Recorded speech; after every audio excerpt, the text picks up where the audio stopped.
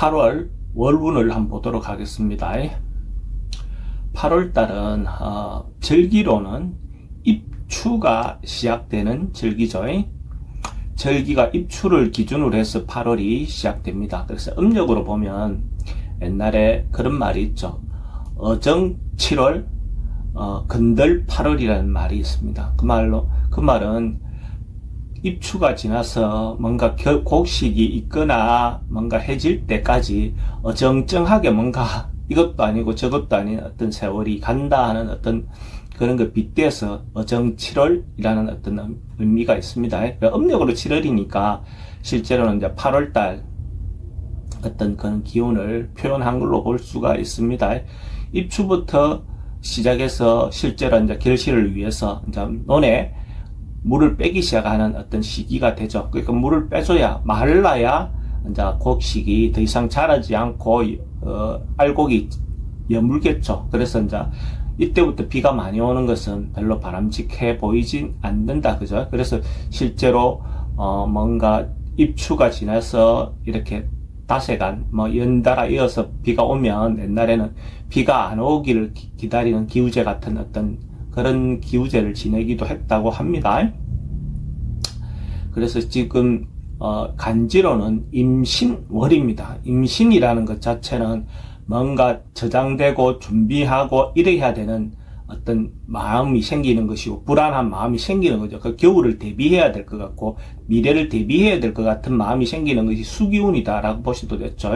그래서 실제로 신의 기운은 임신이라는 신의 기운은 저장을 시작하는 결실을 시작하면서 저장을 대비해 둔 어떤 그런 기운이 시작되는 것이 임신월이다라고 보셔도 됩니다. 그래서 실질적인 것이 이제부터는 이제 올해 한 해에 어떤 일이 있었던 것들을 저장하고 모으고 결실을 보기 시작하는 결실을 위해서 준비를 하는 어떤 그런 시기가 7월 그러니까 음력으로 옛날에 7월 지금은 8월이죠, 그죠? 8월 달에 어떤 기운이 된다고 보시면 됩니다. 띠별로 한번 보면 소띠는 주변에 어쨌든 좀 시비가 걸리고 방해하는 인자가 좀 있어 보입니다. 그래서 자기가 하고자 하는 일들을 자연스럽게 뭘 하기는 좀 어려워 보입니다. 뭔가 장애도 있고 방해도 있으니까 어찌 보면 뭔가 적극적으로 하기보다는 좀 방어적인 마음이 필요해 보입니다. 좀 참고 버티는 것이 오히려 더 좋은 방법처럼 보여집니다.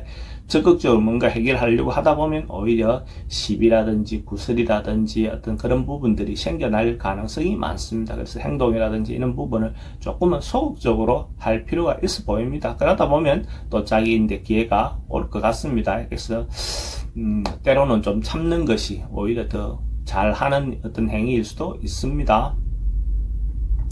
사업하시는 분들은 자기가 노력하고 막 했던 거에 비하면 효과가 좀 잘 안 나올 수 있는 어떤 그런 운입니다. 그래서 타인을 또 너무 믿거나 그래 의지해서 가기보다는 그래도 자기가 할 수 있는 범주 내에서 하나하나 행동하시기 바랍니다. 너무 타인에게 믿었다가 잘못하면 믿은 사람에게 발등 찍히는 어떤 그런 경향도 생길 수도 있습니다.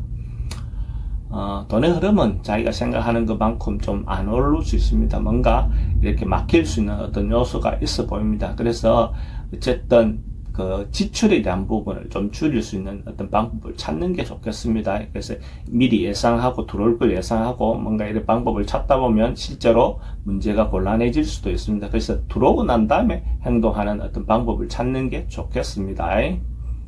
소망하고 희망하는 것은 지금은 조금 뭔가 하는 것 자체가 쉽게 이루어질 것 같지 않습니다. 주변에 다른 사람들의 어떤 조언은 좀 필요해 보입니다. 그러다 보면 또 방법은 찾아질 수도 있겠죠.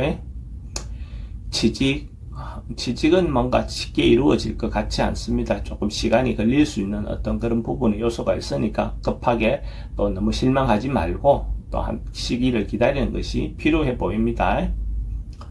연애운은 뭔가 윗사람이 속에서 하는 어떤 연애는 대체로 성립될 가능성이 많습니다. 근데 스스로 만나서 뭔가 하는 것들은 성사될 가능성이 좀 적어 보입니다.